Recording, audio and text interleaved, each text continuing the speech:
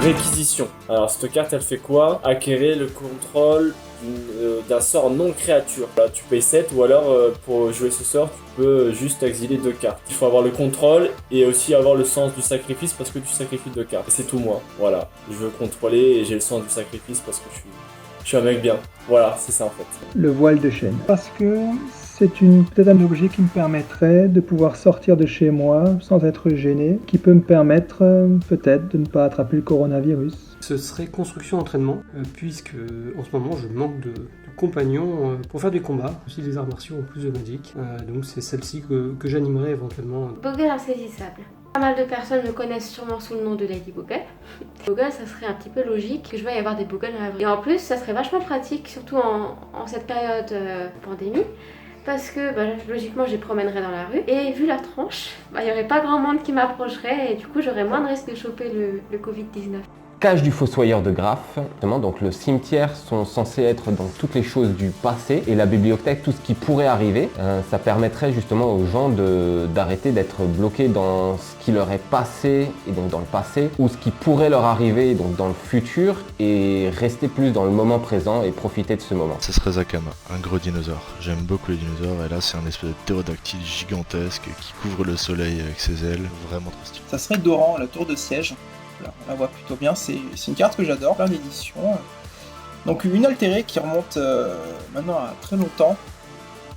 J'avais fait une demande d'altération sur Magicville et quelqu'un m'a répondu, j'ai envoyé la carte, il me l'a envoyé un jour, c'est incroyable et vraiment c'est une carte que j'adore. Quand j'ai commencé Magic pour la saison standard de Lorwyn, c'était tellement fort, 3 mana 5-5. Pourquoi pas, il fallait la jouer. Bogle. Search for Azcanta, qui est ici, tout simplement quand elle est retournée un peu dans les ruines comme ça. Je la trouve vraiment très sympa. Au niveau design, elle est super et je pense que c'est un peu la carte si j'avais l'occasion de la voir en vrai. Comme les Euroland, je pense que j'irai visiter juste pour voir cet endroit. Et Eidolon. Alors pourquoi Eidolon? On voit qu'il y a plein de personnages qui sont autour d'un feu, qui font une danse, qui font la fête, qui sont en train de simplement d'évoquer la déesse du feu. Et je pense que ça doit être Satan. Ils évoquent Satan et ils sont contents, ils sont heureux, ils sont à l'air libre. Le renard vogue-temps. Le renard vogue-temps car j'adore les renards et c'est un renard. Voilà. Ce serait rêve nostalgique. Plein de petites raisons. La première, c'est parce qu'un rêve, c'est quand même quelque chose d'assez joli, et surtout, ce serait assez surprenant de voir à quoi ressemble dans notre monde un rêve. A priori, il n'y a pas de rêve dans notre monde. C'est une jolie construction mentale, et je serais assez ravi de pouvoir voir un rêve nostalgique, encore plus, dans notre monde à nous. Si j'avais l'occasion d'animer une carte de ma collection dans la réalité, je choisirais Trophée de l'Assassin. Déjà parce que c'est une carte que je trouve très belle, et ensuite, elle me permettrait de cibler le Macron sur le champ de bataille. J'enverrais le Macron dans le cimetière, et à ce moment-là, j'essayerais de caster gratuitement Extraction chirurgicale, une autre carte absolument magnifique. Et là, j'exilerai tous les exemplaires de Macron de la bibliothèque de mon adversaire. Comme ça, même si j'ai perdu la partie, j'ai exilé Macron.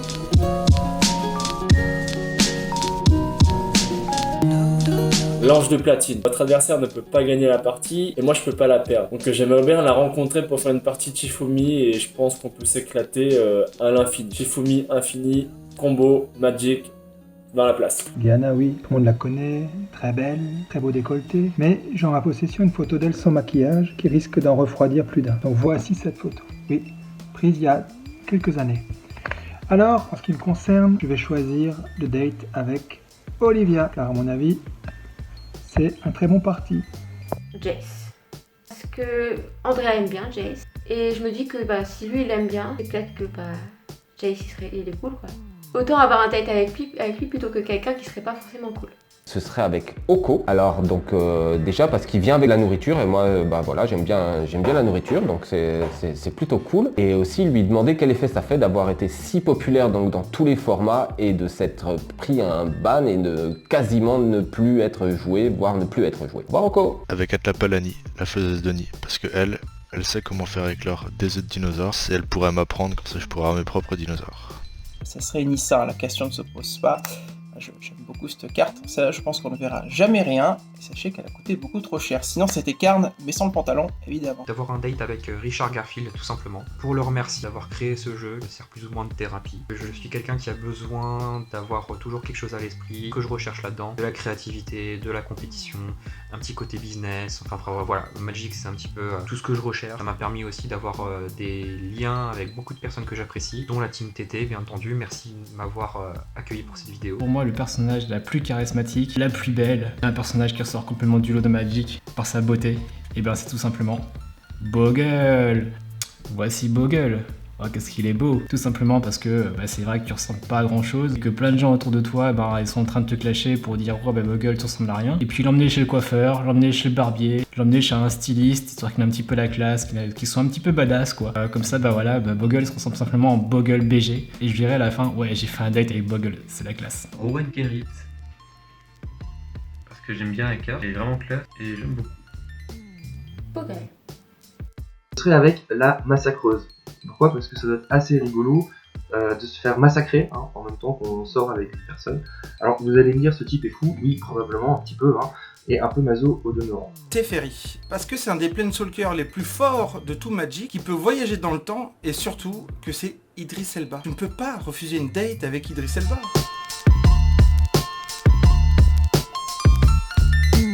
Lille. Parce que sur MTGO, je joue que bleu, je joue mono bleu contrôle, mono bleu midrange, mono bleu aggro, mono bleu U-Steel, mono bleu style avec un peu d'artefact. Ouais, j'ai presque tous les archétypes de mono bleu. J'ai pas extra turn, mais voilà, faut pas me chauffer. Donc ça, c'est vraiment la carte qui me représente. Belle île, vintage, comme ça, je la kiffe. La première est ressources limitées. Comme le nom de la carte l'indique, en ce moment mes ressources sont relativement limitées puisque je suis au chômage technique et que d'un autre côté je suis confiné à la maison. Et l'autre carte c'est manipulation temporelle car j'ai l'impression que tous les jours je revis indéfiniment la même journée. Force of Will, parce qu'évidemment, il faut avoir beaucoup de volonté pour ne pas craquer, continuer à s'entraîner, avoir envie de se lever le matin. Voilà. Rancœur. Comme j'imagine un peu tout le monde en cette période de confinement, ce soir je me couche en me disant que peut-être que le lendemain je ferai un peu moins la même chose et que la routine se cassera un peu. La rancœur, c'est pareil en fait. On enchante une créa avec elle, la créa meurt parce que parfois ça meurt, faut pas faire ça. On se dit peut-être que cette fois-ci elle ira au grave, et non, elle retourne en main et elle revit exactement pareil qu'avant. Le cycle il recommence. Donc c'est Croxa, et donc justement je suis en train de tester A-Track en Pioneer et donc grâce à Laurent, rendu compte que cette carte pouvait faire un truc plutôt sympa, donc voilà, c'est un petit peu la carte que j'utilise le plus ces derniers temps. Okay. C'est le champ de quarantaine. Je suis resté bien à l'abri, abrité par mes 4 murs à l'intérieur. Pas fait grand chose de spécial, mais c'était sympa. Et surtout, j'ai protégé tout le monde, moi-même y compris. Pierre de l'oubli, Oblivion Stone. Les jours se passent et ils se ressemblent un petit peu, on se fait un peu chier. Peut-être qu'on cassera tout pour commencer. Splinter Twin, ici présente. Donc, pour ceux qui connaissent pas, c'est un jeu bleu-rouge qui s'est fait ban à l'époque. Quand j'ai vu cette nouvelle, que tous les articles plus ou moins se concordaient, j'espère avec joie que ça va revenir.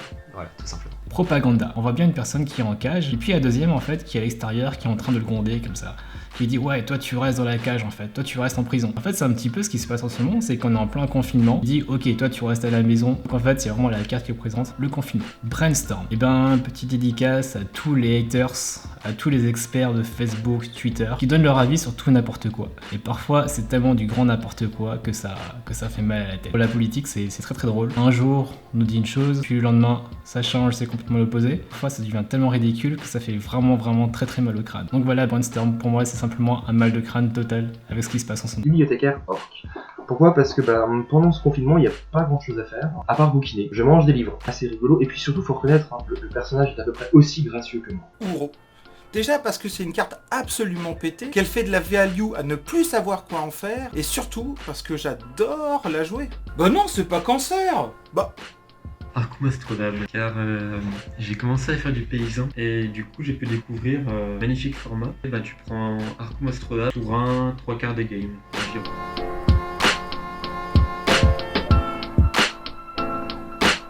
Jace. Parce que ce mec, c'est Barracuda, il est costaud, il fait tout, voilà, il contrôle, il regarde ce que tu fais, il dit ah non je veux pas. C'est Voilà, c'est mon bijou, c'est bleu, c'est magnifique, c'est mon homme. Voilà. J'ai choisi Samut. Samut, une Planeswalker tout à fait admirable, capacité hors norme, un charisme au-delà de toute possibilité. Vraiment, power level qui dépasse toutes les limites, donc j'ai choisi Samut. Ah bien sûr que non! Il n'y en a qu'un qui est un vrai Planeswalker, c'est lui. Clairement, Hugin. Un type qui a une grande connaissance, et puis bon, il est de la classe quoi. Je pense que ça serait Ajani, parce que Ajani, c'est un lion. Lion, c'est cool. Et c'est mon Planeswalker préféré. Et je serai donc Davriel. Je vous l'ai dit, donc A-Track, c'est ma passion du moment, donc plutôt cool. C'est le remplaçant de la carte Rack pour Pioneer. Ça marche plutôt bien. En Atli, la poétesse guerrière. Alors pas parce que je suis un petit peu poète, un petit peu guerrier, mais surtout parce qu'elle a son propre dinosaure. Et ça, c'est quand même vraiment très stylé. Ce serait forcément Karn. Pourquoi quelqu'un d'autre que Karn? Voilà, c'est super fort. Hein. Moi j'adore cette carte, je le joue depuis tellement longtemps. J'adore. Ouais, j'adore cette carte. Ok. Ce serait Teferi, les fileurs de temps, une carte qui sort assez rapidement, qui est jouable dans tous les tournois, du fait de son coup de mana qui est peu cher. Il est très polyvalent, quand il est sur le terrain, il est juste magique quoi, il fait tout, il protège, il gère une carte qui fait chier, il fait vraiment tout. Chandra, alors ces 2+1 sont vraiment très intéressants. Première capacité, ça veut dire tiens, je te mets 2 points de dommage dans la gueule. Gratuit, comme ça tu prends 2 points de dégâts. Puis le deuxième +1, c'est 2 mana rouges. Ça va préparer justement un plan machiavélique, beaucoup plus posé, tranquille, afin de bien te dégommer la gueule plus tard. Là, j'adore l'Akibudo. L'Akibudo t'apprend, une fois que t'as bien maîtrisé l'adversaire, soit tu peux lui casser un bras, tu peux lui casser le pied, tu peux lui casser la jambe, lui casser la tête, tu peux lui casser le dos, ou soit tu vas maîtriser l'adversaire et tu es beaucoup plus cool avec lui. Quand tu l'as maîtrisé, mais tu vas pas forcément le fracasser un os, tu vas simplement lui mettre des coups en douce. Et du coup, pour moi, c'est un peu ça, Chandra. Ça veut dire qu'une fois que tu contrôles l'adversaire, soit tu le casses en deux l'adversaire, ou soit tu le maîtrises tout simplement. Voilà, Chandra, t'as la classe. J'ai un tout petit peu triché pour cette question. Urza. Alors, vous allez me dire, Urza n'est pas un Planeswalker, hein, la carte que je vous montre n'est en effet pas. Urza est un Planeswalker, qu'il a de très très drôle ce Planeswalker, et pourquoi j'aimerais me réincarner en lui, c'est simplement parce que, en fait, à un moment donné, sa tête s'est détachée de son corps, chose qui arrive quand on fait des conneries, sa tête elle a continué à bouger, et à faire des choses assez stylées, et je trouverais ça assez rigolo, pouvoir avoir ma tête et mon corps qui se détachent l'un de l'autre, et pouvoir continuer à faire des choses rigolos, genre balancer des rayons laser, et juste alors qu'il n'y a plus de tête. Voilà. Je trouverais ça assez rigolo. Je crois que je me réincarnerais en Teferi, car le pouvoir du temps permettrait de remonter le temps et de dater avec moi-même. Je me réincarner en Jace, de plus fort, de plus beau, de plus grand.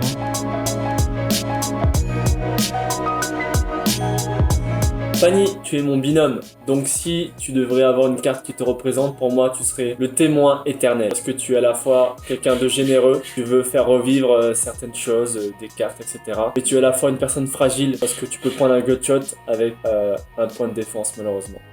Voilà, mais je t'aime bien, gros bisous. Mon binôme c'est Anouson, et quand on me dit Anouson, je pense direct à Pilipala. Pourquoi Pilipala? Anouson c'est le seul joueur que je connaisse qui est assez fou pour jouer ce truc là en tournoi. Et bon d'ailleurs j'ai jamais cherché à comprendre à quoi correspondait le deck, mais tout ce que je sais c'est que ça gagne pas beaucoup. Ah nous sommes.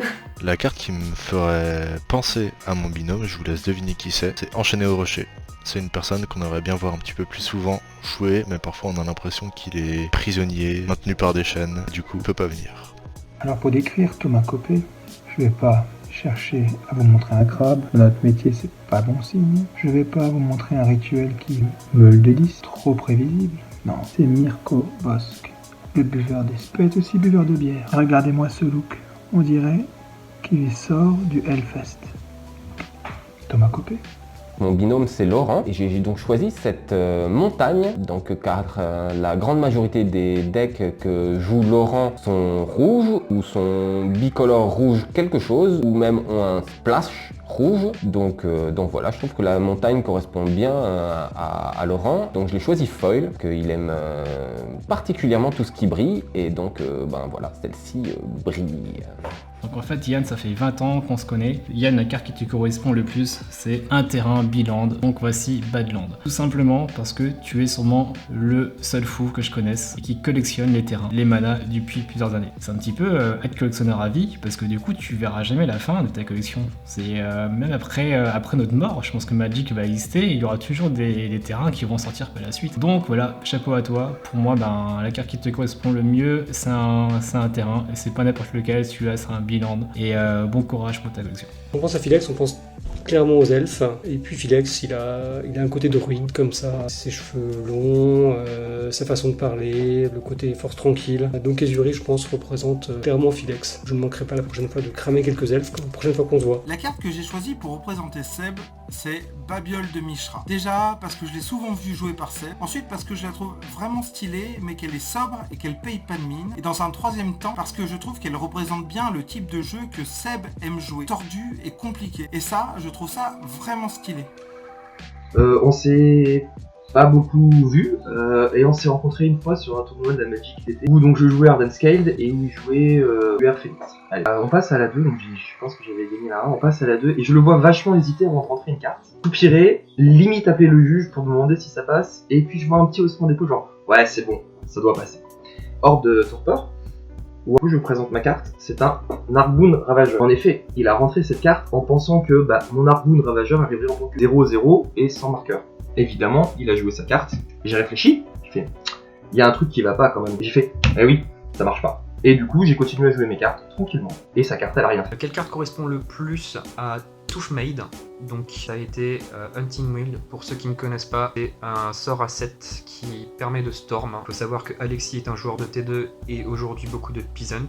Alors je sais plus si aujourd'hui il fait encore du T2, mais à l'époque il en faisait. Les combos, il est agressif, il fait tout. Ça représente assez Alexis, surtout dans la manière où quand je dis que ça fait tout en fait, c'est que c'est polyvalent et c'est sur 5 couleurs. Et Alexis est un très très bon joueur, souvent en partie des tops, parce qu'il y a du skill. Alors, pour Patoche, un grand joueur de tronc. Je vais prendre un Rente du tronc, un Cairn, un Hugin, mais c'était trop simple. Et j'ai choisi Bring to Light, bien, car un jour Patoche a décidé de monter 4 couleurs Bring to Light, ça décontrôle. Alors il a joué qu'à 2 FNL malheureusement, mais on pourra toujours se rappeler qu'un jour Patoche a monté ce pack qui est plutôt cher pour ne jouer que 2 fois.